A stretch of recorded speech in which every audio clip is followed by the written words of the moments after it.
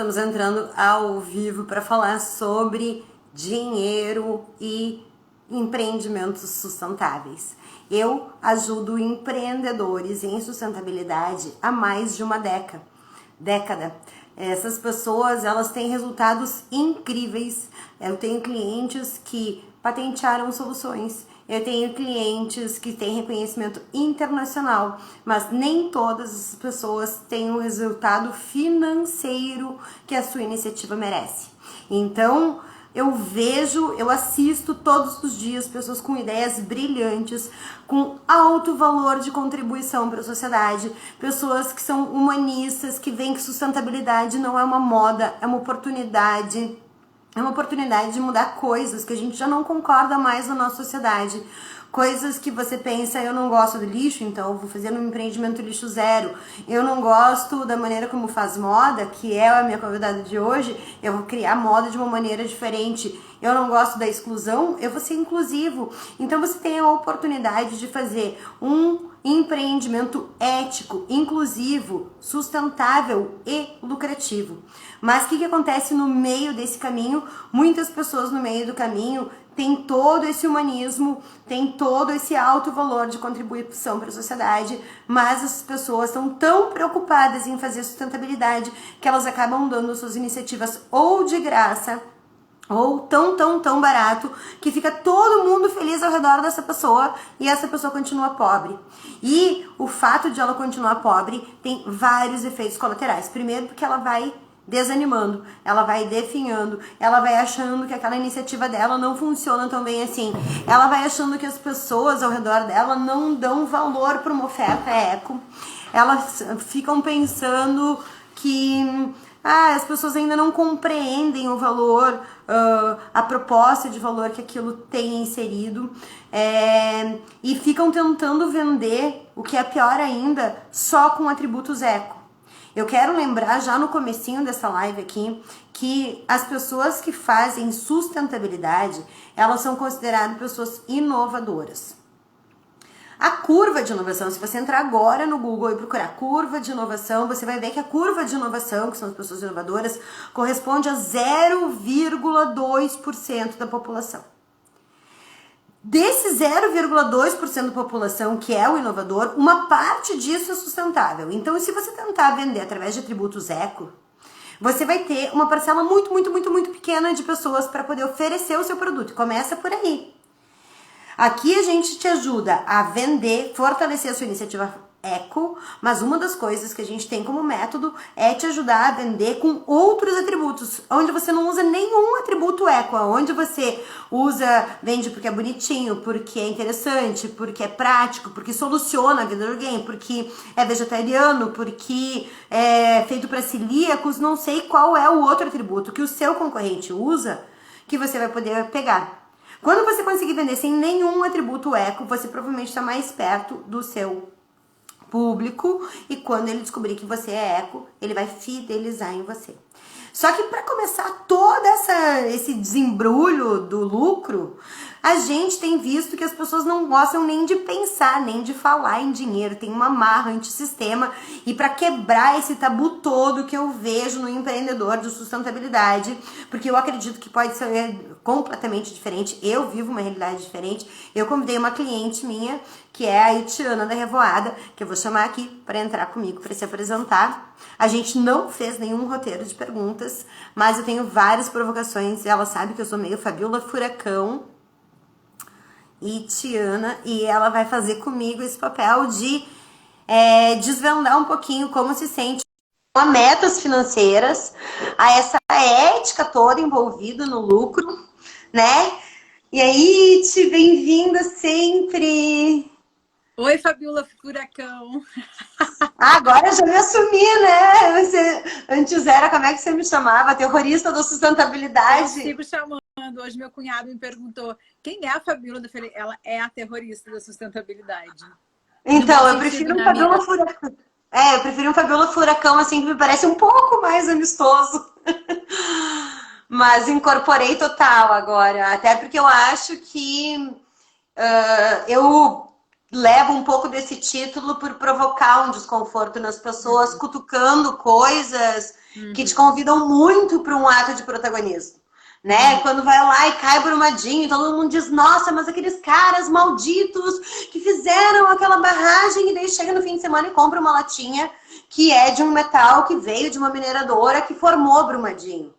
E que se sente totalmente desconectado daquele ato de uma coisa que tá, então a gente faz parte de tudo isso, né? E convidar para essa posição de protagonismo, óbvio, ele é desconfortável, porque o sistema quer que a gente não enxergue muita coisa, inclusive a nossa marra com dinheiro. Porque deixa o cara eco ficar lá sem dinheiro, desfavorecido, que daí ninguém vem aqui e incomoda o meu capitalismo selvagem que continua destruindo. E eu acho que está na hora de quebrar isso. E muito, muito obrigada por ter aceitado, né? Eu acho que a gente já teve até ali, nesse começo de diálogo, ninguém se sente convidado a falar de dinheiro, sabe? E eu me surpreendi muito, porque eu tenho clientes que compraram já minha consultoria, meu curso, clientes que são fiéis e que pagam pau a fu, assim, para os cursos que a gente dá. E quando eu decidi criar um produto que ajuda o empreendedor eco a faturar 25% mais em 3 meses. E eu decidi dar de graça para algumas iniciativas. E essas pessoas, as mesmas pessoas que pagam R$1 milhão por outros cursos de sustentabilidade, disseram, não, mas a minha vida tá tão confortável assim, sabe? E daí eu comecei a entender quanto a gente deixa dinheiro na mesa, né? Acho que eu mesma vivi essa situação, acho que, não sei, foi antes da pandemia, uns 2 anos antes da pandemia, que a gente teve uma reunião presencial que eu tava dirigindo Uber, e que eu fico pensando, na época eu tava dirigindo Uber porque eu não oferecia minha oferta Apple, eu esperava os clientes virem. Eu fazia exatamente a mesma coisa que eu vejo muitos dos clientes fazer. E me senti chamada a provocar, porque exatamente como eu fiz na introdução, né?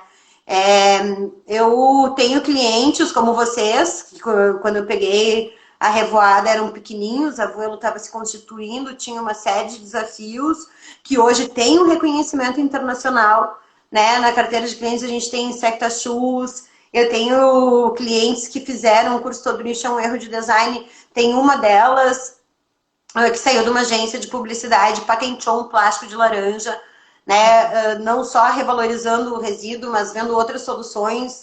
Chegou a negociar com a Fanta para fazer todos os cascos feitos de um plástico de laranja, mas ela quer que seja compostável, enfim. A negociação tomou outros caminhos, mas as coisas tomaram uma proporção sustentável no talo, assim. Foi muito legal a experiência e a contribuição que eu tive. Só que eu assisto até hoje essa galera que sabe que tu faz assim, aloha, sabe? Tipo, que tu paga um pau a fu, ainda penando grana, ainda não tendo metas financeiras, e acho que isso vem, né? Eu vou pegar aqui algumas coisas que eu notei do nosso diálogo quando a gente conversou de bastidores, que você comentou até. Porque é eco, é hippie e é barato. Foi a expressão que você usou num dos diálogos, né? E daí, a partir daí, tem um pouco desse lugar de fala de onde o cara acha que, pô, para ser acessível e socialmente justo e ser inclusivo tem que ser super barato.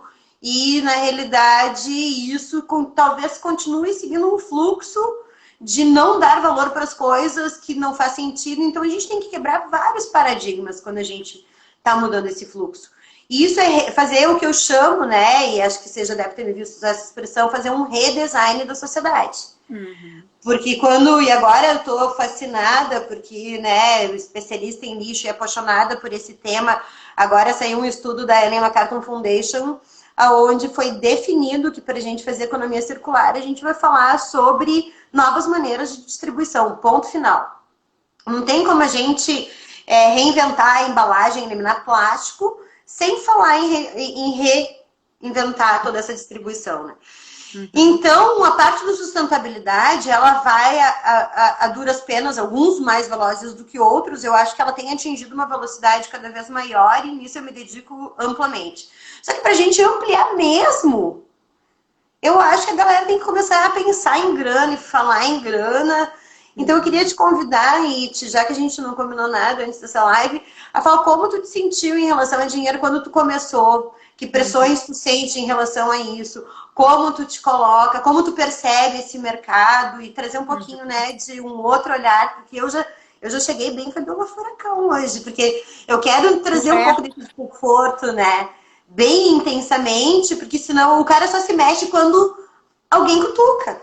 Uhum. Senão a gente fica vivendo, né? E ainda muitas pessoas que fazem sustentabilidade vivem numa classe média e tem alguém bancando, tem alguém financiando, um pai, um cônjuge, um parente, Uhum. alguma fonte de receita extra lá, que deixa aquele negócio ficar flat ali oferecendo um meia boca sem aquela agressividade comercial, né?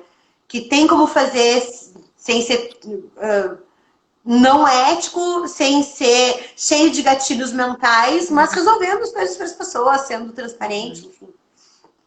Então, Então, te digo que eu acabei me proporcionando esse nosso encontro a partir do teu convite, muito pela, pelo quanto eu fiquei realmente incomodada com as nossas trocas, né? Então, eu sei que esse é um assunto que me pega desde muito cedo.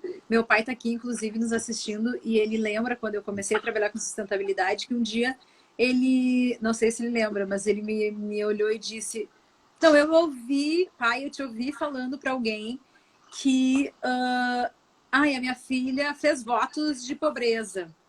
Mais ou menos assim foi a fala. E aí isso me marcou muito e eu fiquei pensando e refletindo sobre isso e eu cheguei à conclusão que talvez essa fala do meu pai saiu desse lugar que sustentabilidade está associado a não bens materiais.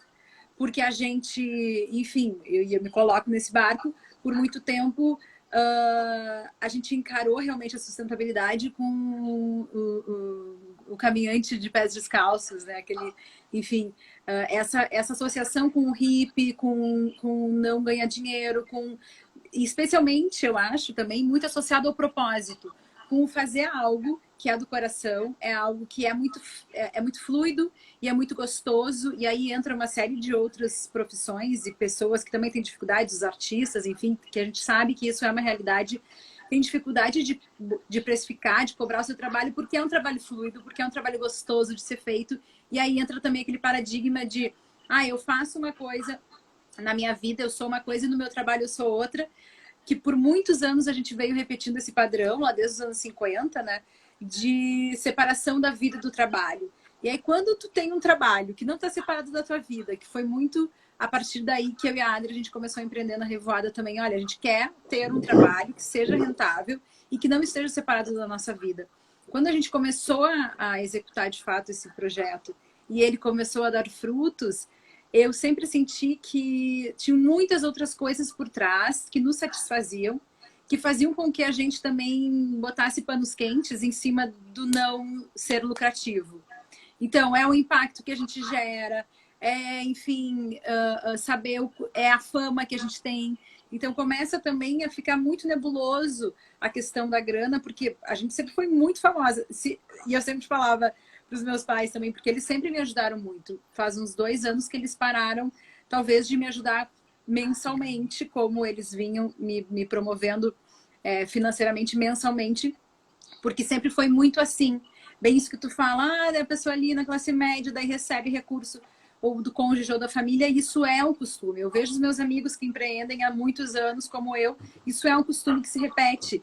E tá nas nossas mãos quebrar isso. Então, eu admiro muito o trabalho que tu vem fazendo e que máximo, que bom que ele tem surtido efeito e frutificado, porque é isso realmente que a gente precisa, quebrar esse paradigma de que o sustentável é quase que precisa trabalhar de dia para comer de noite, sabe? Não. A gente, enquanto empreendedores sustentáveis, enquanto marcas interessantes que pode impactar muito a sociedade, é quem merece ficar rico, é quem merece realmente ter essa abundância financeira para distribuir de uma forma equânime, para realmente impactar positivamente, né? E essa é uma das premissas das empresas sociais, né? É realmente tu gerar... Quer falar? eu queria pegar um gancho aí, que eu quero quebrar uma coisa que a gente até já conversou um pouquinho de bastidores, porque a gente fala em ganhar dinheiro. Adorei, que bom que tu trouxe, que se tu não trouxesse eu ia te falar isso de novo. Que eu, E inclusive, a li. gente não ganha dinheiro, dinheiro é uma energia de troca. Eu acho que a primeira maneira que a gente tem de fazer a pessoa sustentável entender que ela merece receber uma remuneração, assim como os outros trabalhos, começa por aí. Dinheiro é uma energia de troca. Você troca o que você está oferecendo, você oferece uma solução para alguém. O que essa solução traz? Então, um sapato, ele traz a oportunidade de tu não machucar teu pé quando tu anda na rua. Agora, ele pode ser um tênis que vai te proporcionar uma corrida melhor. E daí ele vai ter um valor diferenciado. Por quê? Porque ele está entregando, ele está solucionando uma coisa diferente. Se ele estiver te solucionando só um sapato de salto e vai te solucionar só luxo, ele pode cobrar mais, porque ele é mais supérfluo. Então, assim, a gente vai vendo que o valor, ele é proporcional à solução que você está proporcionando para a pessoa com a qual você está se comunicando, que você está oferecendo o seu serviço. E as pessoas estão... eu acho que a primeira coisa que eu quero trazer é nesse sentido, de entender que o dinheiro é uma energia de troca e que quando você gera valor para alguém, o dinheiro vai voltar para você. Quando a gente fala em ganhar dinheiro, parece que vai chover dinheiro de algum lugar e que ok, que vai estar tudo resolvido. E eu acho que a gente se enxergar nesse protagonismo de alguém que está gerando valor para alguém, você começa a olhar para o seu produto com mais carinho, no sentido de entender, o que realmente eu estou entregando como revoada? Eu estou entregando uma jaqueta extremamente charmosa. Bom, de pano de fundo, o meu compromisso ético me faz ser sustentável, saber que ela é feita de forro de guarda-chuva, que eu emprego um monte de gente, tarará, mas e aí vem a outra coisa, né, que eu quero pegar ali, além da gente gerar dinheiro, que é uma das coisas, e que como vocês passaram por uma consultoria no começo da Avuelo, e a gente passou por esse processo, eu quero resgatar, que é um pouco dessa fala que eu insisto que a gente deve vender um negócio sustentável sem usar argumentos eco. Então, a tua jaqueta é bonita, as bolsas da Revoada, a Clutch são todas incríveis, a mochila, elas são obras de arte, de design, que as pessoas ficam desejando profundamente. E daí, quando elas descobrem o pano de fundo, elas pagam um powerful, e é isso que traz todo o prestígio da marca e tal. Então, eu acho que tem uma parte disso, Iti, que é se desprender um pouco desse valor eco para poder vender através de atributos normais de mercado. E eu me lembro a primeira vez que a gente estava, vou contar aqui ao vivo, né? Que a gente estava na consultoria da Revoada, no começo, entendendo como criar um projeto chamado Ação Reinvenção. E a gente ressignificou até as próprias bolsas que vocês tinham de segurias, e se a gente olhasse isso como um brinde, e veio quase, nossa, como se fosse uma ofensa enxergar aquilo sem os atributos ecos, como se fosse uma commodity. E aquilo era uma maneira de a gente vender e capitalizar outros projetos, né? E que acho que depois até em meios corporativos vocês venderam como brinde corporativo por muito tempo, né? Eu não sei se ainda vendem, enfim. Mas é uma maneira de viabilizar financeiramente, enxergando que o mercado é mercado e que ecologia é nosso compromisso ético. Então, eu tenho, além de querer que as pessoas tenham metas ambiciosas financeiras, eu fico numa posição muito delicada, e eu vou aproveitar essa live para trazer os dois temas por causa disso, porque eu defendo muito que as pessoas vendam os seus produtos sustentáveis com atributos normais de mercado. A tua fralda é eco porque ela é bonitinha, porque ela é charmosa no nenê, porque... E depois, ok, a pessoa vai fazer tudo uma reflexão ecológica, mas tem que ser confortável, tem que ser desejado. E as pessoas ficam tentando vender através de atributos ecos, que é uma parcela muito pequena da população que não tem o mesmo nível de consciência, não vê valor naquele discurso, acaba não comprando, e como efeito colateral eu vejo esses empreendedores todos tristes, sem dinheiro e se desacreditando, que é a parte que mais me preocupa, porque daí o cara começa a achar que o pai lá está dizendo faz um concurso público, talvez tenha razão. E daí eu vejo as coisas começando a definhar na grana, ideias geniais que salvam o mundo, que tem... E eu vejo que é todo um método, entendeu? Então, eu tenho tentado vir para esse papel de convidar as pessoas a desejarem metas financeiras, mas depois eu vou passar por essa outra marra, que é dizer, tá bom, agora que tu quer mesmo, então agora tu não vai usar nenhum atributo eco. Então já valida ou desvalida todo esse meu método aqui pra gente refletir um pouquinho, porque eu acho que essas coisas estão muito amarradas e que passam também por esse despertar, né? A Uhum. pessoa que faz um empreendimento eco, tem todo esse lado humano que a gente falou, teve um despertar, teve um chamado muito grande e através disso se comunica por esse prisma. É. E ali, né, vai desdenhando várias coisinhas. Eu sinto também muito forte que a gente precisou por muito tempo quase que negar o capitalismo, o que é uma coisa praticamente impossível porque a gente está inserida num mundo capitalista, mas eu sinto que associar-se ao mundo, ao universo sustentável, eco-circular, enfim, consciente, quase que por muito tempo bateu de frente com o capitalismo. E agora a gente está precisando olhar para o capitalismo, é bom que a gente olhe para o capitalismo, faça as pazes com ele e siga de mão dada por uma outra direção, né? Que é essa direção do dinheiro com consciência, né? Que inclusive a gente vê vários bancos financiando dinheiro com consciência e várias iniciativas de dinheiro com consciência, que é bárbaro, porque teve essa ruptura logo no início, e eu falo no início porque, enfim, a gente já está com alguns anos, mas não digo só a gente, eu acho que né, desde lá dos anos 80, enfim, quando começou a se entender esse universo todo sustentável e tudo mais, nos 90 ali. Então, a gente realmente está assim, construindo uma nova era, né, onde a gente é uma empresa 2.5, né, que por muito tempo também a gente se entendeu como quase uma ONG. Então, não, a gente não pertence ao terceiro setor e nem ao segundo, talvez. A gente é 2.5, que é muito bom porque hoje a gente já tem um nome, né? E aí, só Acho que falando para da questão explicar o das 2.5 para quem não sabe o que, que é, só, se tu puder. Então, existem as empresas 2.0, que são empresas tradicionais, convencionais. Existem as ONGs, as organizações não governamentais, que são Que é o 3. terceiro setor. Que é o terceiro setor. E o universo, as empresas, enfim, quem empreende com impacto, empresas sociais, elas são 2.5, que é onde a gente se enquadra. Então, a Que gente tem também está... lucro, mas um propósito social. Desculpa te interromper. Isso. Não interrompe, era exatamente isso que eu ia trazer antes, que a Rivada foi acelerada pela Yunus Social Business, e da Yunus a gente pode entender o que era esse 2.5, então, nesse setor entre meio as ONGs e, enfim, uma empresa convencional, que trata muito desse lugar realmente de, sim, ser um negócio lucrativo, que talvez tenha um entendimento do seu lucro diferente de uma empresa convencional, porque o que o Yunus especialmente prega, que tem uma filosofia bastante rígida também em relação a isso, é que as pessoas, quem trabalha dentro dessas organizações, elas podem se remunerar, os próprios donos podem se remunerar, têm os seus salários mensalmente, mas chega no final do ano, não divide, né, os lucros.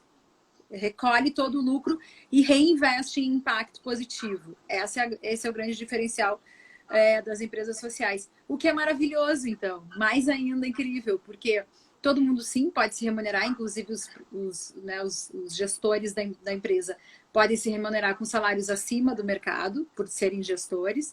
Então, estabelece ali, enfim, um Um estatuto prolabore. e se acorda isso internamente. E aí chega no final do ano e reinveste em impactos interessantes, impactos sociais internos ou externos à empresa. O que nos prova o quanto esses negócios merecem e precisam realmente ser lucrativos, né? Porque eles vão fazer o bem com esse dinheiro. Enfim, eu acho que para além disso a gente já vai lá. Eu queria só comentar que ali é onde já é o tipo de pergunta que chega para mim. Eu mesma passei por esse tipo de pergunta, me perguntando: vou ser ONG, vou ser OCIP, vou ser MEI, vou ser, né? E no começo, eu que vendo serviços, me perguntei muito isso. Eu decidi imediatamente, na época, ser limitada, que hoje é a Eireli, né? Mas eu vejo muitos clientes passando por essa dúvida. E aí é onde já começa, não vou dizer um voto de pobreza, mas todos os que se estabelecem como ONGs, elas são pessoas que se remuneram, têm salários, as que conseguem, que vivem de fundos de terceiros, mas que não têm fins lucrativos. E aí é onde começa esse voto, né, de pobreza para alguns, que é um caminho que não precisa ser assim. E, além disso, acho que qual é o outro segmento que a pessoa se pergunta, eu vou ser uma ONG? Né? O cara da música não se pergunta, você é uma ONG. O cara da construção não se pergunta, você é uma ONG. Mas quando você vai trabalhar na moda com sustentabilidade, talvez eu tenha clientes que estão trabalhando com gestão de resíduos, criando cooperativas de resíduos, cooperativas de tecidos, entidades gestoras. E nessa dúvida, eu sou uma pessoa jurídica com lucro ou sem lucro? Sabe? E eu não conheço nenhum outro segmento que passa por essa dúvida já na constituição, na formalização do negócio. Então, e aí aí já bate nessa cobrança do mercado que você não tenha lucro, né? Porque a pessoa talvez até possa ver ali um mundo bem abundante, mas aí já tem essa pressão aí colocada, institucionalizada. Aí quando você se definiu, aí é construir e trabalhar o seu próprio perfil, né? Que daí eu trabalho muito os autossabotadores, falo muito sobre arquétipos, porque a gente tá num público que é muito humano, mas que mesmo que eu disser, ok, vamos ganhar 10 mil reais a mais em 3 meses, a pessoa fica me olhando dizendo, ai, sim, não, sabe? De verdade. Então, talvez se eu falar de outra maneira, se eu pegar esses 10 mil reais e disser, vamos vender 500 cocos verdes, porque daí, ok, a gente está salvando 50 coqueiros, eu consigo que essa pessoa se motive mais do que se eu falar em dinheiro. Sim. Fala. Me distraí aqui olhando a Clara que mandou Vou ler aqui. um comentário. Aqui tem um comentário longo, né? Mas acho que isso é muito cultural também, né, meninas? Porque no exterior eu vejo ONGs enormes que lucram. Opa! Ai, peraí. Sumiu pra mim. Eita! Sumiu o comentário pra mim. Aqui. Que lucram e cobram muito bem por fazer o serviço do bem. Enfim, acho que tem esse ponto também. Sim, com certeza. É por isso que a gente está fazendo essa live. Porque tem como ser lucrativo. Aqui também tem ONGs que lucram, né? Aqui o esquema, a maneira operacional, os modelos de negócio são os mesmos lá e são os mesmos aqui. Mas eu vejo que aqui o brasileiro não se posiciona de uma maneira que fique forte financeiramente. Por isso, eu acho esse setor absolutamente negligenciado. E daí tem isso, né? Quando vem o mercado já se posicionando, perguntando, tu vai ser uma ONG ou tu não vai ser? E faz uma pressão, uma cobrança, porque, ok, então é ético, já tem que ser mais barato, tem toda essa pressão. Quando a pessoa se posiciona de uma maneira diferente, ela tem que reconstruir toda uma visão. Eu acho que isso vocês devem ter vivenciado um pouco, né, It? Porque vocês têm dentro da Revoada, valores de alto valor agregado. E que pode ter causado algum estranhamento no começo dos clientes de vocês. E eu até me surpreendi quando a gente conversou de bastidores e você me trouxe que você tinha tido essa luta, esse questionamento, porque como vocês foram meus clientes logo no começo da Revoada, eu já percebia que vocês conseguiam dar valor para todo o processo, por saber que quando tu pega uma câmara de pneu, você não compra isso num catálogo de fornecedores. Você tem que ir lá e construir seu fornecedor, você tem todo um processo. Então, quando eu tive contato com vocês, eu já via vocês com esse valor. E eu me surpreendi muito quando você me disse que teve esse questionamento. Acho que conta um pouco dessa experiência, como foi para vocês como Revoada. Então, sim, isso sempre existiu e não tira a trabalheira que é até hoje, né? Assumir isso como realmente um lugar de verdade própria, assim. Tanto que no início, quando a gente logo que, enfim, lançou os produtos, começou esse processo de venda, a gente só vendia B2C.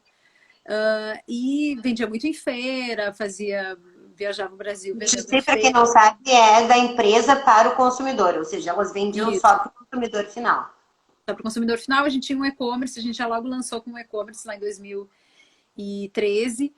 e começou a circular nas feiras, São Paulo, Rio e tal, e chegou numa feira em São Paulo, uma mulher um dia me olhou e disse: ai, eu vou querer 3 bolsas. E eu olhei para ela assim, tipo, 3 bolsas? Como assim tu vai querer 3 bolsas? É, eu adorei, né, esse couro diferente e tal. E eu olhei para ela exatamente essa frase que tu trouxe, eu disse: como assim? Couro? Tu vai querer 3 bolsas, tu nem sabe do que é feita. Ela, não sei, mas eu adorei, eu achei lindo o modelo e a gente realmente sempre vendeu pelo design mais do que qualquer outra coisa. E aí, eu fiquei muito de cara nesse dia e fiquei refletindo sobre essa minha impressão do tipo, como assim tu não sabe que é sustentável, tu não sabe quem faz, tu não sabe que é resíduo, tu acha que é couro e tu quer comprar 3? Não, eu não quero te vender. E eu fiquei muito mal com o fato que eu fiquei de cara com a pessoa. E comecei a entender que o lugar para a gente ocupar era exatamente esse, na prateleira, ao lado de marcas que daqui a pouco não estão nem aí para a sustentabilidade e a gente ainda entrega essa cereja do bolo maravilhoso quando a pessoa chega em casa e desembrulha seu presente e vê que é um produto que, além de ter um design maravilhoso, tem um valor agregado. Então, o design sempre foi ponto número 1, assim como, enfim, o impacto, assim como a própria sustentabilidade, a gente sempre quis não ser a eco bag chata, begezinha. Sempre quis entregar design por acreditar que o valor por acreditar que a gente gostaria que os clientes comprassem porque gostassem dos produtos e não para ajudar a ONG, como muitas vezes tem. Assim, o produto é feinho, mas eu vou comprar para ajudar. Isso é horrível, porque está gerando mais lixo, né? E tu, enfim, depois não vai saber o que fazer com aquela história. E E vai acabar aí, comprando outro que seja o que atende aquela necessidade. é, e aí a gente, precisando evoluir, enfim, a marca, o projeto, porque só com B2C não estava rolando, a gente começou a atender, então, um mercado B2B nas vendas de brindes corporativos. Só de dizer este nome, brinde corporativo, já foi, tu trouxe essa palavra e realmente a gente teve essa questão no início. Como assim? Eu vou esperar tu te arrumar aí porque tá fazendo um barulho estranho. Ah, tá. Foi. Deu? É que o meu suporte quebrou e eu não quero comprar outro. Lixo zero, né? Então tem um enjambre ali, mas eu vou ter que me render. Olha, é isso aí mesmo. Tem um Tumblr chamado É Sustentável, mas é horrível. É isso, mas aí não é É isso. sustentável, porque a pessoa não vai usar, a pessoa vai jogar fora, aquilo vai se tornar um resíduo, então realmente não é sustentável, né? E aí, quando a gente precisou, então, ampliar e quis, enfim, contratar pessoal, fazer um negócio de verdade, né? Sair da coisa da manualidade, que estávamos só eu e a Adri no início, a gente se deparou com isso. Bom, mas a gente precisa, então, faturar mais, precisa vender mais, precisa ser um negócio lucrativo. E foi aí que a gente começou a entender que seria interessante se associar às grandes organizações. O que antes a gente entendia como um lugar de rompimento do nosso propósito. Só que aí, quando a gente se deu conta que empreender com a grande indústria faria com que a gente também elevasse o nosso propósito, que é um impacto positivo, tanto ambiental quanto social, cultural, enfim, financeiro, a gente se deu conta, caraca, demoramos para chegar no corporativo. E aí foi bingo, a gente vende até hoje para o mercado corporativo. Aliás, a gente está quase que 100% focado no corporativo, tanto na venda de produtos quanto no Ação Reinvenção, que evoluiu para o Design Vital, que é o nome que a gente está dando para as consultorias que a gente vem atendendo a grande indústria e empresas que estão no processo, né, de sair do linear para o circular. E aí é maravilhoso, porque a gente pode, então, se deparar com grandes organizações que têm grandes faturamentos e a gente, então, começa a se questionar também como a gente faz para trabalhar cada vez mais efetivo, né? Que aí eu acho que vem também um pouco daquela quebra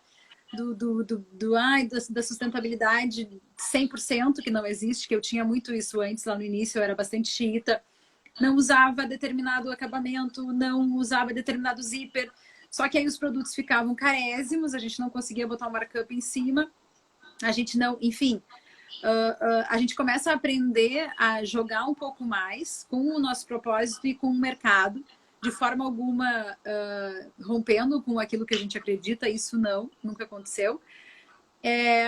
Mas ao mesmo tempo a gente vai tendo mais jogo de cintura, vai, né, sacando mais como jogar o jogo, porque a gente está jogando um jogo, a gente está na vida, está vendendo, precisa vender, precisa ser lucrativo, né?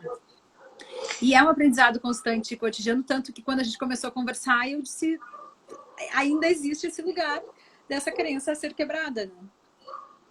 Então aí tem duas coisas que eu quero pontuar, porque quando você fala desse purismo que a gente se cobra no início, eu vejo muito isso. Eu vejo pessoas dizendo assim, ai, mas eu tô assim, super querendo empreender, eu tô super querendo iniciar, mas ai, ainda falta muito para eu poder dizer que eu sou sustentável. Então, o cara que é lixo zero, ele tá preocupado porque ele usa açúcar, tem mil culpas, mil, sabe, tipo, coisas misturadas. Ai, porque o tal do corante que eu uso que ainda testa em animais. Então, não dá pra gente ter esse olhar tão purista. A gente tem que entender, eu estou entregando uma adicionalidade ao que existe no mercado. Essas empresas que compram hoje teu brinde corporativo compravam antes um artefato de couro, no fato que eu sei que compravam, né? Porque eu estava lá no comecinho, pelo menos no comecinho, eu me lembro que, né? Então, você está mudando, você está encontrando uma maneira de incluir sustentabilidade lucrativamente. Só que daí ali, e a gente ainda está falando numa passagem de escala, né? De alguém que estava vindo de uma venda artesanal e que foi para uma venda de escala. Isso faz com que você entenda o seu custo do produto, a sua venda e tenha lucro na operação. Mas você me trouxe, por exemplo, no começo dessa fala, que você ainda tinha um apoio financeiro. Isso significa que é lucrativo, mas que não supre a tua necessidade financeira. E aí vem o outro ponto aonde eu, né, quero dar aquela alfinetada, porque eu vejo muita gente nesse estágio e daí por ter vários confortos de naturezas diversas, ficam nesse estágio e não se colocam como protagonistas. E daí é ali onde eu vejo que se eu coloco, né, que nem hoje eu coloquei um stories que dizia assim, se eu colocar que você vai ampliar sustentabilidade em mais de 50% em 3 meses, você topa? E daí muitas pessoas responderam sim. Aí tá, daí passaram alguns stories, daí eu coloquei, se eu colocar que você vai aumentar seu faturamento 10 mil reais em 3 meses, você topa? Eu já não tive tantos sims. E foi bem para eu ver a linguagem, porque se eu ainda eu vejo que para o meu persona, se eu disser assim, então tá, vamos colocar na tua meta um salário de 5 mil reais a mais no mês que vem na tua conta. As pessoas ficam olhando, elas não se motivam por isso, né? Não é algo que convida. E isso para mim é muito preocupante, porque enquanto a gente não se colocar nesse local protagonista de alguém que está desconfortável, de alguém que vai assumir essa posição e dizer sim, eu vou fazer esse troço e, né, e empreender, a característica para mim mais imprescindível do empreendedor é que ele seja imparável, porque ele tem um objetivo. E daí é onde eu separo o empreendedor do empresário. Vocês, como empreendedoras, já entenderam, os hiper entenderam que solucionar, como atender o cliente, como ampliar a solução, mas se assim, tá, então e onde é que a gente vai colocar a meta de 50 mil reais a mais para a Revoada nos próximos 6 meses? Você vai ficar me olhando e talvez dizer assim, não sei de onde tirar esse coringa da manga. A gente não tem esse treinamento de pensamento. Conta um pouquinho como você se sente ali, como essa provocação, sei lá, vai, desabafa para a gente tangibilizar, né, um Sim, pouco desse universo que se vive, né? sim. Tu sabe que, inclusive, esse sempre foi o nosso calcanhar, assim, de Aquiles, porque tanto eu quanto a Adri, a gente é super do criativo e a gente circula bem nesse ambiente, se sente bem no ambiente da criação, do desenvolvimento, da historinha, de vender, de se apaixonar, Para a gente é muito simples gerir o negócio nesse lugar do apaixonamento, do mostrar a nossa arte. Agora, chega no business, tanto que nenhuma das duas tem essa expertise de formação, assim, e nem de gostar, sabe? Da gestão, da coisa mais técnica, mais prática, da planilha do dia a dia. Então, acabou sobrando para mim o financeiro da Revoada, desde sempre, sou eu que enfim, cuido dessa parte, controlo, pago, conta, recebo, faço nota, enfim, estou em contato com o contador e tudo mais. E sempre foi uma coisa, inclusive, uma vez eu estava assim na função, ai, essa nota fiscal, eu odeio fazer nota fiscal e não sei o quê. E daí um dia eu falei na terapia isso e a terapeuta Cris, maravilhosa, Cris Gans, da Bororó, me disse, mas sim, tu odeia fazer nota fiscal? Nota fiscal é sinônimo de faturamento, é sinônimo de estar entrando dinheiro, tu está vendendo, a coisa está acontecendo. E aí eu parei para pensar, caralho, é verdade. Se eu estou fazendo uma nota fiscal, é sinônimo de que a coisa está acontecendo. Então, a coisa é tão embolada no burocrático que acaba resbalando e respingando nesse lugar aí talvez até tá, dinheiro é ruim, então eu não quero ganhar dinheiro, sabe? Então parou por aí, eu vou ficar ganhando dinheiro dos pais, não sei, eu acho que é realmente algo que bom que tu trabalha os arquétipos, que tu vai um pouco mais a fundo nas questões, porque isso é um grande bolo que vai se misturando em quem empreende realmente, né? E aí, a gente sempre teve a sorte de ter uns conselheiros, ter um conselho muito bom dentro da Revoada, com amigos do business mesmo, que sentam com a gente e dizem, olha, gurias, isso aqui não tá dando dinheiro, isso aqui tá dando dinheiro, o que vocês vão fazer? E eu lembro nitidamente quando o Tessalo, que é um queridão, amigão, nosso master conselheiro financeiro, um dia ele olhou e disse, olha, vender B2C não dá mais. E foi uma longa jornada de 5 anos para a gente entender que então tá, porque tem aquele apego de ver a pessoa caminhando na rua com a mochilinha que tu desenhou, tem aquela coisa mas como assim a gente não vai mais vender? E os amigos, e as pessoas? Tá, mas quantas pessoas são? Eu lembro dele nos perguntando, mas quantas pessoas são que compram? Como é que é esse negócio? Tipo, por que realmente vocês estão tão resistentes a partir para o mercado de ampliação? Ou por que vocês estão resistentes a vender mais, a lucrar mais? Então, sempre teve sabe, esse impasse, que é quase que inexplicável, que aqui a gente está tentando desvendar. Mas isso é real, porque aí, de novo, é aquilo que parece que uma coisa não combina com a outra, né? Do ser sustentável e ganhar dinheiro. É quase que feio, as pessoas têm vergonha de dizer. Eu confesso que eu uso alguns truques e recomendo alguns truques, por exemplo, na emissão de nota, o meu próprio contador emite as notas. E eu gosto tanto da emissão de nota, porque eu, quando comecei a passar, ainda era aquelas notas em bloco que tu fazia, que tu preenchia a mão. E eu fiquei com os blocos impressos, então quando eles emitem as notas digitais, eu coloco lá para ter meu controle ainda é no bloquinho. Só para eu ter aquela sensação de que eu estou emitindo a nota, sabe? Que nem criança brincando de escritório.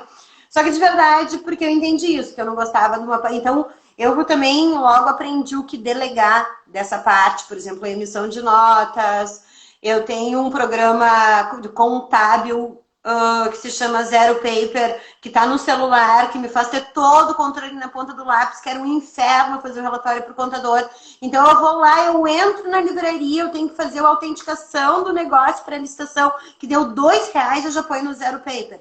E daí aquilo elimina aquele fardo. Então eu acho que a gente também tem hoje que usar alguns recursos, uns truquezinhos que facilitam a nossa vida, porque realmente é a parte mais chata.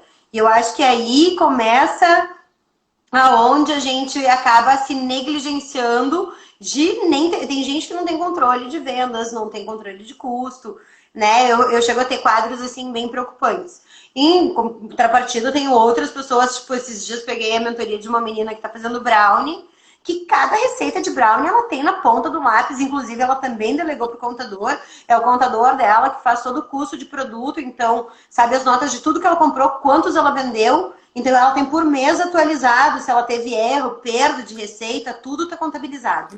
Eles são geniais. Mas que é isso, a gente entender aonde terceirizar. Mas eu acho que pega um pouco nessa parte mais humana, né, Iti? Porque eu vejo realmente... É muito difícil, sabe? Inclusive, quando eu comecei 25%, eu acho que eu abordei tu e a Adri para convidar a Revoada para fazer parte. E ainda assim, naquele momento, não era o momento. E eu vejo o quanto, sabe, tipo, fazer dinheiro é priorizar, talvez até abrir mão de qualidade de vida temporariamente, né? Eu agora, pós-pandemia, pô, não peguei, até tinha separado, mas eu durante a pandemia tive que devolver todos os ingressos dos alunos que eu tinha inscritos presencialmente, porque a gente estava no momento pandêmico. Fiquei com 0 receita. Aí, para mim, eu tenho um produto de alto valor agregado, então está sendo bom porque as empresas continuaram a procurar. A pandemia, para mim, continua dando demanda. Essa semana, inclusive, estou bem feliz porque é um cliente que eu não posso dizer quem é, mas é um cliente que está preocupado com toda a rede dele na questão de resíduos de saúde. Então, quer poder estar estruturado para poder assessorar, responder, sabe? Então, são unidades que têm ambulatórios, que têm farmácias, que têm hospitais. Então, inédito, sabe? Vejo uma demanda crescente em responsabilidade socioambiental, mas fiquei pensando, nossa, sem os cursos, porque para mim as empresas fecham depois de eu ter esse contato mais perto no curso. As pessoas que vêm, têm o curso na Passárgada, acabam tendo um despertar muito grande, a partir daí se comprometem num outro patamar com sustentabilidade, e daí vem os desdobramentos das coisas que eu acabo fazendo como projetos, né? De logística reversa, de consultoria para outras marcas, enfim. E sem os cursos eu ficava sem essa base. E para mim agora veio o digital, né? Eu já lancei o curso Todo Lixo é um Erro de Design na versão digital. Foi para mim em tempo recorde. Tive que mudar, por exemplo, uma das coisas que aconteceu, eu não tinha Instagram, eu sou uma pessoa muito mais detox digital, mas entendi que é uma ferramenta e cheguei a concluir, e foi aí que mudou muito dos meus produtos. Eu cheguei querendo gravar os cursos que eu tinha, o Sustentabilidade do Eu Sozinho, o que é ser lixo zero, por onde começar. E eu cheguei aqui e eu peguei as pessoas que fizeram o meu curso Todo Lixo é um Erro de Design, são pessoas que estão criando a norma BNT da economia circular, são pessoas que têm doutorado, são pessoas que elevam muito o nível de discussão. Então eu vi que elas não precisavam de mais sustentabilidade, mas todas estavam no patamar de quererem empreender e não saber fazer dinheiro.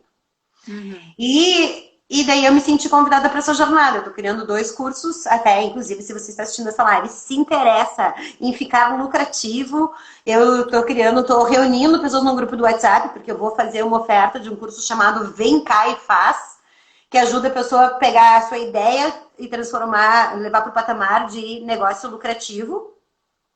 Depois que ela conseguiu idealizar, ter metas financeiras, aquele negócio dela que pode ser lucrativo, ela pode fazer um outro curso chamado Fábrica de Futuro, Fabricante Você, que daí eu vou ensinar como tirar do papel, formalizar, validar a sua oferta, fazer o teu cliente entender a tua oferta, vendendo lucrativamente, né? Que daí já vai estar treinado para olhar que, ok, você tem toda uma sensibilização e sustentabilidade, mas o teu cliente não tem. Como é que você vende para esse cara aí, né?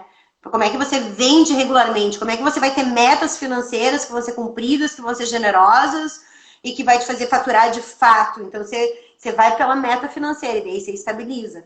E depois de estabilizar, daí fica muito fácil, porque daí você pode ter qualidade de vida, daí, sabe? Daí, na engrenagem, cada um tem. Quem faz comida tem um tipo de engrenagem. Para mim, por exemplo, que vai ser digital, eu, inclusive, óbvio que eu ia trazer uma provocação muito grande, mas a minha provocação, eu gostaria de te convidar para fazer uma meta financeira ambiciosa e formalizar aqui nesta live. Se não quiser, tudo bem, mas eu vou revelar. Eu estou com uma meta no próximo ano. Eu estou fazendo os cursos digitais e sim, eu tenho como meta ter aqueles faturamentos de 100 mil reais em 30 dias. Então, para isso, eu estou criando produtos que são sequenciais. Então, o cara aprende a criar o negócio dele, daí ele pode viver uma imersão que ele paga mais um pouquinho, daí ele pode participar de uma consultoria. Então eu tô criando uma sequência de produtos que não tem a ver com eu ganhar dinheiro. Tem a ver com eu resolver a vida do meu persona. Mas eu entendo, e assim, eu tive num determinado anúncio, que agora tem essa parte de automação, que isso não existia na minha vida também, né? Mas eu fiz um determinado anúncio dizendo, se você quer saber sobre isso, em um dia a gente teve 7.000 pessoas que se inscreveram para saber mais sobre como ganhar dinheiro eco. E daí eu me lembro, porque eu antes dava a seguir todas as empresas eco para ir aprendendo sobre elas, e eu tinha 8.000 perfis que eu seguia. Eu tive que ir tirando isso do meu perfil, porque o jogo digital é outro, né? Sim. Mas eu vi que a gente tem muitas empresas ecos, que é um mercado ainda em formação, que as pessoas ainda estão muito na vontade de querer fazer o bem, mas, né, ainda não está profissionalizando isso de maneira financeira. Então, eu entendo que agora, para mim, vai ser. Eu me sinto criando uma demanda aí. Uhum. Porque eu vejo falando para pessoas que estão com a cabeça ainda fechada, ainda não sei qual é a linguagem que eu vou usar para te perceber que se você entrar nessa onda, tu vai te fazer um bem. E te fazendo bem, tu vai fazer bem para sustentabilidade, né? O processo que a gente vivenciou, ele foi muito mais íntimo, de ter várias sessões de acompanhamento, de fazendo, construindo uma mentalidade para hoje você chegar com essa maturidade de perceber o produto, de perceber o valor, mas ainda se perceber como alguém que não consegue estabelecer uma meta financeira clara e ok, então vou atrás da meta financeira, ponto final. Não só da sustentabilidade, do bem-estar, né? Então, você está abrindo os trabalhos, Iti, aqui Não, comigo. eu quero te dizer, Fabíola, eu estou pronta para ser tua cliente, entendeu? Dale! Eu quero criar essa meta, vou deixar aqui, ó, ao vivo registrado. Não tem esse número, mas eu quero criar, porque é isso deu, né? Não deu de ser pé descalço, deu de ser hippie, porque é isso, porque eu sei o quanto eu posso impactar positivamente a humanidade, o meu entorno, o meu círculo de atuação. São muitas as pessoas hoje que a gente realmente entrega trabalho e a partir desse trabalho as pessoas se remuneram e levam comida para dentro de casa. Então é lindo se a gente realmente puder, a partir do nosso trabalho, poder sim se remunerar e impactar positivamente a vida de muitas pessoas, de milhares de pessoas no nosso entorno, né? Então é bingo, é todo mundo feliz. Por que não? Qual é o problema disso, né? Onde está a barreira de conquistar a sua felicidade, sua independência financeira? E aí, nisso, antes de eu mostrar um pouquinho do que a gente está criando, que acho legal, que vai ser uma aula para as pessoas perceberem como que a gente faz as coisas, quando você me fala disso, né, por que não, eu recebi muitas confissões nesse processo, né? Eu vi gente dizendo assim, mas é porque o sistema é algo que eu não aprovo, o sistema, usando a palavra como quase um inimigo. Então as pessoas se colocam numa posição antissistema tal, porque as coisas estão complicadas ali fora, que elas não conseguem se enxergar partes integrantes do sistema. E nesse momento é o momento que eu me dou a oportunidade de convidar as pessoas para dizer assim, olha, você não gosta do sistema que está aí, então o que tal a gente construir um sistema novo, ético, inclusivo, que distribua de maneira diferente. E assim, o meu sonho, e aí te conhece isso detalhadamente, porque a It também é biodesigner e participa de outras ambições minhas, é que as pessoas cheguem no mercado e quando elas forem comprar as coisas não tenha nenhuma embalagem plástica. Se isso acontecer algum dia na sua vida, quando você ficar grande e tiver o meu dedo, saiba que eu vou estar realizada. Mas dentro dessa vontade de querer fazer com que as pessoas não usem plástico, eu vejo que eu passo muito por pessoas que dizem assim, mas eu sou antissistema. E daí, quando elas se sentem antissistema, elas dizem, mas daí já emitir nota é um problema. Eu fazer a minha empresa é um problema. Eu pensar em dinheiro é outro problema. E quando ela começa a pensar em dinheiro, ela sai de uma zona de conforto onde ela provavelmente tem alguém bancando, ela né, tem uma vida confortável, desconfortável, porque lá no fundinho tem aquele desconforto que fica ali buzinando no fim do, né, no fim do dia dizendo, tá, mas e quando essa fonte de receita não tiver mais aí, o que vai ser de mim? Ou né, eu conheço pessoas presas a relações conjugais porque o cônjuge banca.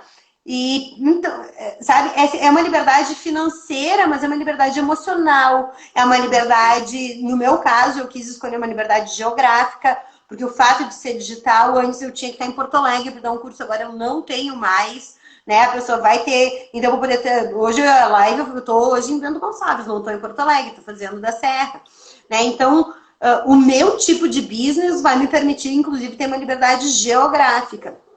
Mas eu vejo que eu mesma vim, né? Agora, já pós-pandemia, entrei nesse fluxo de abundância, fiz meu primeiro lançamento em setembro, foi impressionante o resultado que tem. Eu vejo que as pessoas estão carentes de novas falas, estão carentes de soluções.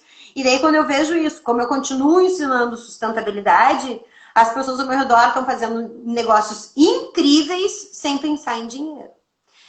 E eu tô vendo que a história vai se repetir. Por isso que, em paralelo, então eu continuo dando as mentorias, né? Agora eu tô com uma empresa chamada Sobra Organizada, uma outra chamada Alquimia. Eu mesmo criei 2 marcas durante a pandemia, né? Uma que é Flag, que é contra toda forma de desperdício e vai ser uma marca institucional para colocar em todos os mentorados que eu tenho que tem essa bandeira, como a Revoada, que faz upcycling. Então, quem tiver validado por Passárgada vai poder usar a Flag. Criei a Tudo com Pimenta, que é de aproveitamento máximo dos alimentos, para ensinar pessoas em vulnerabilidade social a pegar comidas, limpar, higienizar e fazer daquilo um microcrédito, né? Então, tu pega lá o caque que está caindo da árvore, faz uma geleia com pimenta e vende aquelas geleias com pimenta. Então, um microcrédito a partir. Então, eu acho que a gente parte de um olhar de empreendedor que é solucionar o mundo. Só que agora trazer esse lado de empresário que visa lucro, que fortifica, que amplia soluções, é um novo estágio que tem sido muito legal para mim que estou vivenciando e que agora eu vou provocar as pessoas para virem um pouco mais com essa ambição, assim, né? Então, até trouxe um pouco desse olhar, mas queria comentar como é que está sendo esse processo, porque eu tô criando 3 cursos, né? Um é esse, que devo voltar a fazer o convite, porque eu ainda não validei. Eu não encontrei pessoas, então tá em aberto. Porque o que acontece? Quando eu vendo um curso... Aqui, ó, já tem 2 aqui. 3 pelo menos. Podem me chamar lá no WhatsApp também, deixar a lista. Mas então, como é que funciona quando eu crio o curso? Que nem o Vem Cá e Faz, tudo que eu vou ensinar no Vem Cá e Faz, que é tirar a sua ideia e transformá-la num negócio lucrativo, são coisas que eu já fiz com os meus mentorados, eu já sei que dá certo, eu já sei que funciona, tudo lindo. Aí, depois disso, vem o Fábrica de Futuro, que pega essa ideia do negócio lucrativo e te ensina a prototipar o teu produto, desvendar o teu persona, validar a tua oferta e fazer a primeira venda. O Fábrica de Futuro vai te fazer a tua primeira venda. Só que eu preciso de pessoas que queiram faturar 25% mais em 3 meses. Que é a metodologia que eu quero lançar para negócios eco. E que daí tem isso. Mesmo quem eu peguei que estava alinhado com a ideia de faturar, eu disse, bom, a gente quer validar um método. E esse método passa por você vender o seu produto sem atributos eco. Tu pode usar, mas esse não vai ser teu principal atributo. Você tem que validar porque é bonito, por sei lá, porque é gostoso, porque é confortável, por outras questões, pelo design, que nem vocês... E aí, eu já não tive tantos voluntários novamente. Porque eu preciso, ok, sabe, validar uma metodologia. Então, eu vou precisar vivenciar esse espaço. Então, hoje o que eu estou fazendo, que vai entrar no mercado, e que fiquem ligados que vai ser gratuito, né? Toda essa parte, eu gravo gratuitamente na internet. Quem assistir gratuitamente, fez todo o exercício, viu que valeu a pena, pode comprar depois. Indicar para alguém, mas vai ter a oportunidade, no dia da gravação, ter a oportunidade de ver tudo de graça. E daí vai ser essas 2 primeiras fases. Então, eu tô aqui, eu mesmo exercitando, tô aqui firmando o compromisso de fazer 100 mil reais em 30 dias, quero fazer uma live de comemoração quando cumprir. Porque isso é em menos de 365 dias, e eu vejo factível, e eu vejo que isso é meta, né? Que nem quando eu tava lá dirigindo o Uber, se eu tivesse pego uma lista das 100 maiores empresas que tinha em Porto Alegre oferecido, eu não precisava estar dirigindo Uber, eu teria conseguido vender meus produtos de uma maneira que eu me suprisse. Só que eu não estava com a meta, sabe? Eu acho que parte desse lugar de fala é onde tu te diz protagonista, onde tu define, ok, então qual é o faturamento que eu quero ter, e daí tu decupa para ver o que você vai fazer para chegar lá.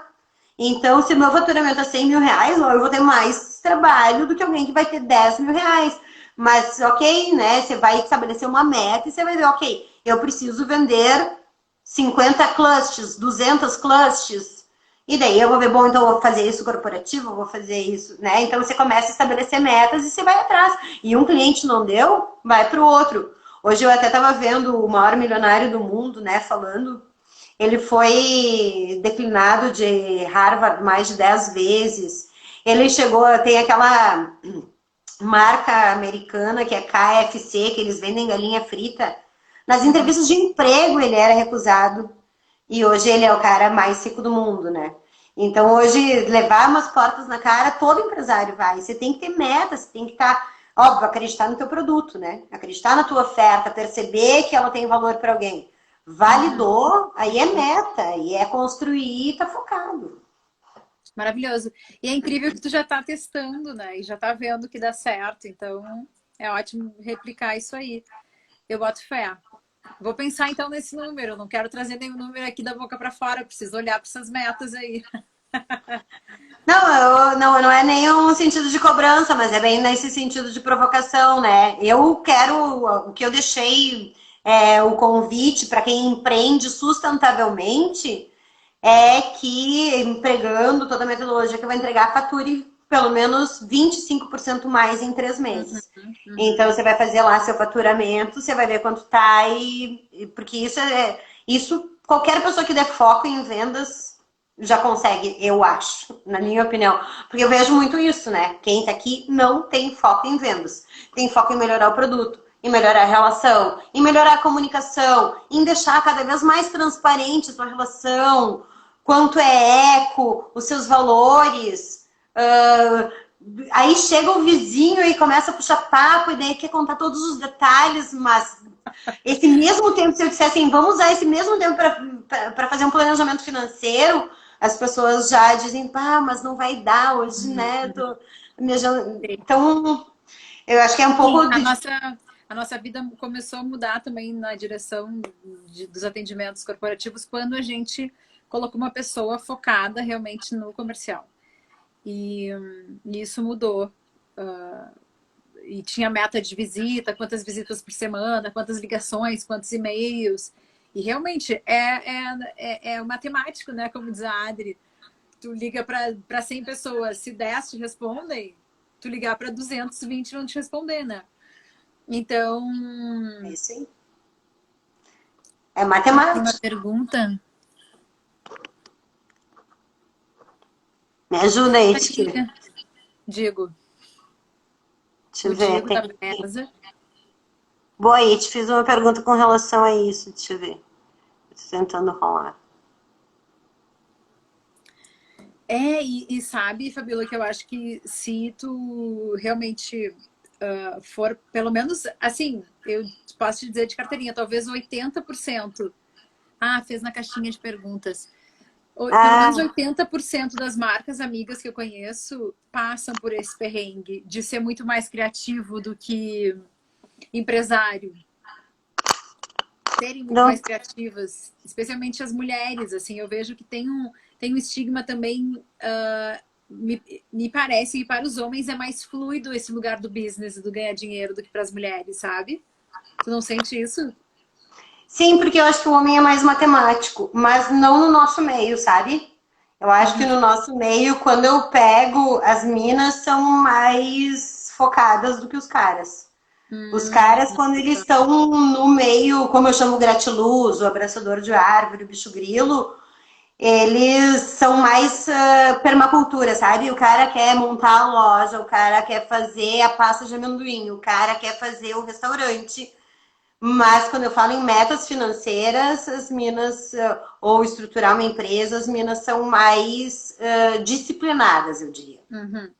Aqui veio a pergunta, ó, É, sobre as consultorias, de onde vem o orçamento das empresas para os projetos de sustentabilidade, se é do marketing ou do meio ambiente.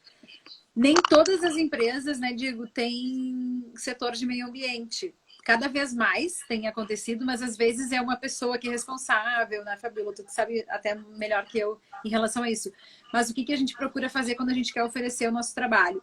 Primeiro, a gente busca qualquer contato dentro daquela indústria, empresa, enfim, seja qual for, também a gente chegou a estabelecer, assim, uma meta dos setores que a gente mais queria atender, assim, e aquilo que a gente entendia que...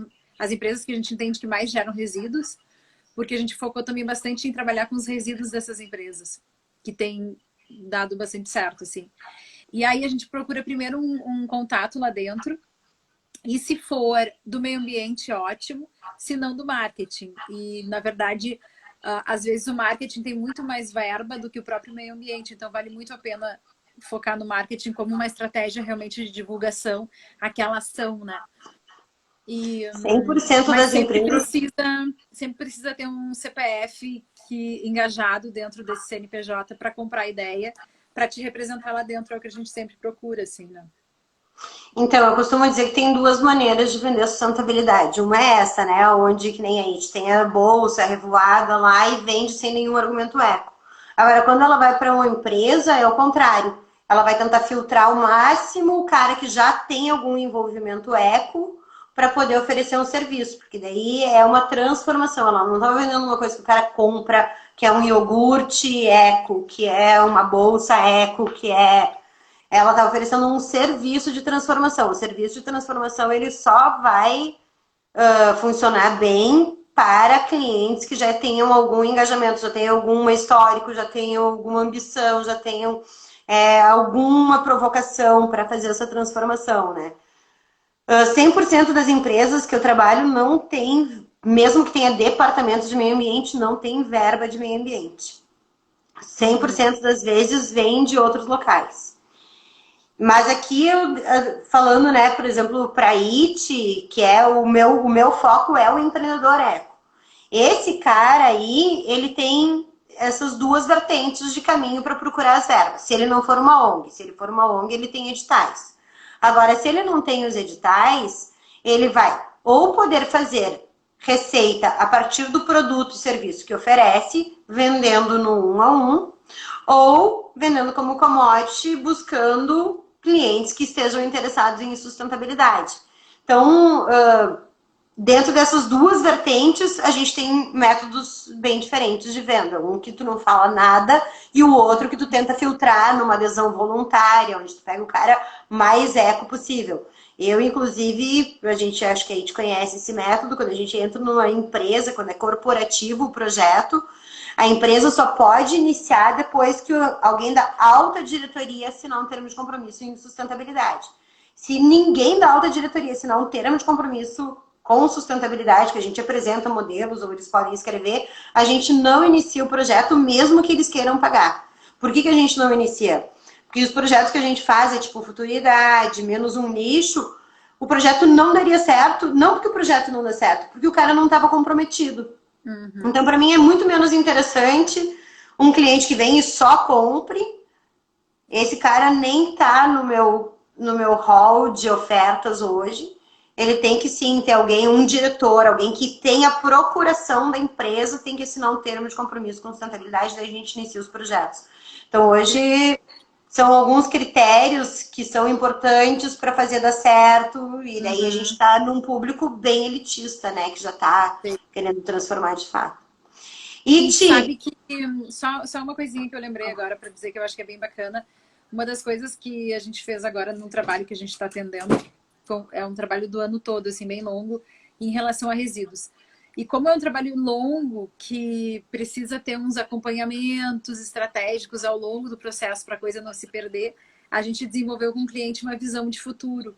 Então, eu pedi para que todas as pessoas envolvidas com o projeto escrevessem a sua visão de futuro, que é, sei lá, a gente vai encerrar o projeto no dia 3 de novembro. E aí a proposta é a pessoa se colocar no lugar de quem já passou por toda a jornada do processo, chegou lá no dia 3 de novembro e escreve: eu, Itiano, hoje é dia 3 de novembro, eu estou vibrando muito feliz, celebrando que ao longo da jornada nós cumprimos tais metas, e a partir disso a gente estabelece então como é que vai ser a jornada para chegar lá no dia 3 de novembro com esse checklist lindo e executado. Também parte de um lugar que não é só as metas para o projeto acontecer, mas é pessoal de cada um, o que aquela pessoa que está celebrando ao término do projeto, né? Então, tem surtido bastante efeito positivo, assim, fazer essa perguntinha que parece muito básica, né? Tipo, qual é a visão que tu, né, desse teu futuro aí, que tu vislumbra na jornada, no processo de trabalho? Até porque a pessoa materializa, né? E eu falo muito isso, a gente vem de transformação. Quando você está falando de sustentabilidade, pô, para mim interessa só ter feito um projeto lá dentro da Justiça Federal, Futuridade, interessa que eles radicaram compra de 480 mil copos por ano em um prédio só, sabe? Então, para mim, o que você vai vendo, o que a gente tem que ver nessa transformação é imaginar em que estágio vai estar o teu cliente depois que ele passar pelo teu processo, né? Então, quando você faz esse pequeno exercício de se projetar lá na frente, você está materializando toda uma construção, né? Você já tangibiliza de uma maneira bem diferente. Viu só? Tô só Então, ensaiando para o nosso trabalho juntas. ó, viu só? A gente tem vários ainda aqui pela frente, muitos. O maior deles que eu quero, só para deixar mais registrado, mais uma coisa é esse, né? Quero eliminar o plástico e o uso do plástico ao máximo em embalagens. A It é biodesigner, tá comigo em algumas construções, mas falta o quê? Falta a coragem. A gente tem empresas super interessadas que dizem que a parte, a It está longe dessa parte comercial. Mas para te saber o que está acontecendo, dizem, mas eu vou pensar em uma embalagem e a outra.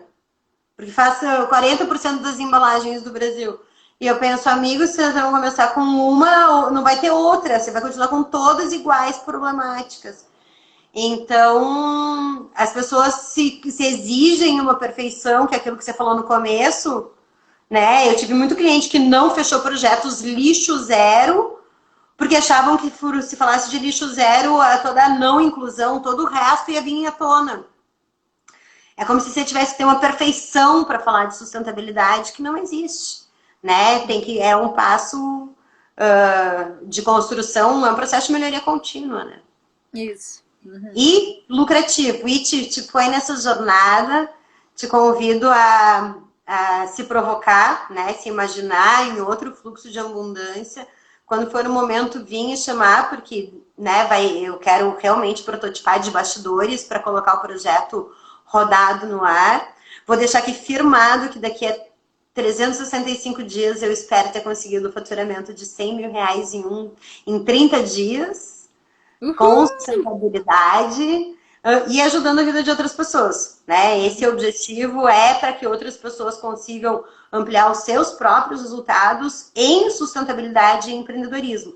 Porque né, no meu perfil a gente ensina empreendedorismo para sustentáveis e sustentabilidade para empreendedores. Tá aqui a It, que Arrasou. conhece bem o lado da sustentabilidade, está vendo agora, eu querendo me meter nessa jornada do empreendedorismo, que é uma bagagem que eu tenho forte, é uma ambição que eu né, sempre deixei passar como um pano de fundo nos projetos, porque as pessoas me envolviam muito no olhar de sustentabilidade, mas eu vi que isso tem negligenciado meus próprios clientes. Então, eu vou pegar essa minha própria olhar, essa minha própria ambição, que agora tem se materializado bem, e espraiar para que outras pessoas tenham mesmos resultados ou maiores, né? Uhum. Ai, que lindo. Então, eu quero também trazer qual é o meu sonho barra ambição daqui para Vai. frente é cada vez mais construir esse lugar de moda regenerativa. Então, meu sonho é poder tirar um vestido quando não quer mais, joga pela janela de casa, que eu vou poder jogar porque eu estou prestes a morar no mato, que é a realização de outro sonho. Então, tu joga esse vestidinho pela janela, ele cai na terra e nasce uma flor, uma planta. Então, meu Mas isso é caminho o algodão. não só, né, minha querida, mas e tudo que tem por Sim. trás do algodão. Então, o meu sonho realmente é caminhar na direção de roupas regenerativas e biocompostáveis e com abundância financeira e muito amor e propósito, sempre. Vamos dar ali então. E te fica o Vamos dar. convite, então, né? Provoca o pessoal ao teu redor para a gente começar a pensar mais metas financeiras, né? Quem está aqui assistindo, se coloque uma meta financeira. Quer fazer um tema de casa, além de entrar no grupo do WhatsApp, onde eu vou dar muito conteúdo de graça, senta e põe no papel qual é o valor em reais que você quer faturar a mais por mês daqui a 3 meses? Que em 3 meses você constrói o que você precisar. Né? Tenho dito, né, Fabiola? Adorei. Ficou o desafio. Adorei. É isso aí, gente. Vamos se desafiar. Então tá, isso Tá bom. aí, Iti. Graças, querida. Adorei Muito nossa conversa. obrigada. Fico assim, ó, desafiada.